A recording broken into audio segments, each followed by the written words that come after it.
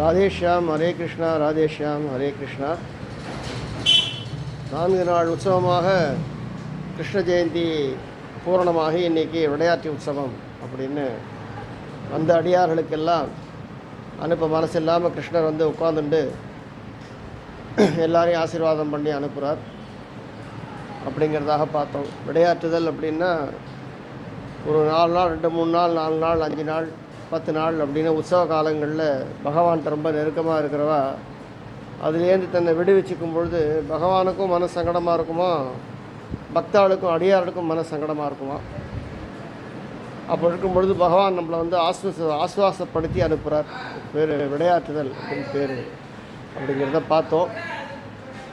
சுவாமிக்கு அபிஷேக அலங்காரங்கள்லாம் ஆகிருக்கு. ஹரே ராம் ராதே கிருஷ்ணா, ஹரே ராம் ராதே கிருஷ்ணா, ஹரே ராம் ராதே கிருஷ்ணா. 11 வருஷமே யாதவ குலத்தில் இருந்த கண்ணன்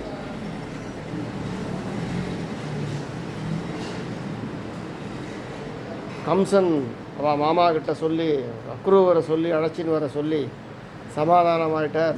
ஒன்றும் கோபம் இல்லை, மாமா பார்க்கணுங்கிறார் அப்படின்னு சொல்லி அழைச்சின்னு வர சொன்னார். ஆஹா, அக்ரூவர்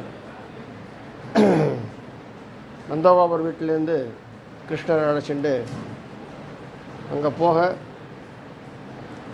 குவலையா பீடத்தில் முதல்ல பஜாரில் ஒருத்தனை கிருஷ்ணன் முடிக்கிறார். கேவலமாக பேசுகிறான் இடையர்கள் என்று சொல்லி அவனை ஒரே ஒரு மாவாகட்டி கீழே ஒரு தட்டு, இப்போல்லாம் சொல்லுவா பஞ்சு நாக் அவுட்டு அப்படின்லாம் சொல்லுவாள் பாக்ஸிங்கில். எல்லாம் முதல்ல ஏற்படுத்தினதே கிருஷ்ணன் தான். துஷ்டமாக பேசினவனை ஒரே ஒரு குத்தில் சாச்சார். அதை பார்த்த உடனே எல்லோரும் தெரிஞ்சுக்கிட்டா கிருஷ்ணர் தான் வந்திருக்காருன்னு. அங்கே ஒரு தையல் கடைக்காரன் இருந்தான். அவன் ராஜாக்களுக்கெல்லாம் ட்ரெஸ்ஸு தைக்கக்கூடியவன். அவன் உடனே என்ன பண்ணால் ராஜாக்களுடைய எல்லாம் எடுத்து கிருஷ்ணனுக்கு கொடுத்து கிருஷ்ணனை அனுபவிக்க சொல்ல கிருஷ்ணன் நேராக புறட்டு குவலையா பீடத்துக்கு போகிறார். அங்கே ஒரு யானை இருக்குது. கிருஷ்ணனை வதம் பண்ணுறதுக்காகவே கம்சன் வளர்த்துட்டு இருக்கான். அந்த யானையை முதல்ல முடிக்கணும். ஆனால் அந்த யானையை முடிக்கிறதுக்கு முன்னாடி யானை பாகன், இந்த குவலையா பீடத்தில் கூட யானை பாகன் இருக்கு. அவன் ரொம்ப திறமசாலியானவன்.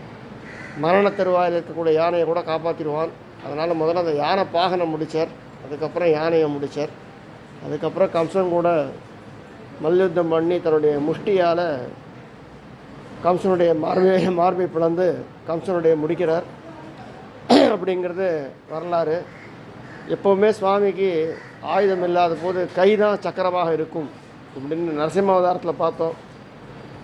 கை தான் அவருக்கு சக்கராயுதம் தான் கையாக இருந்தது, பிரயோகமாக இருந்தது.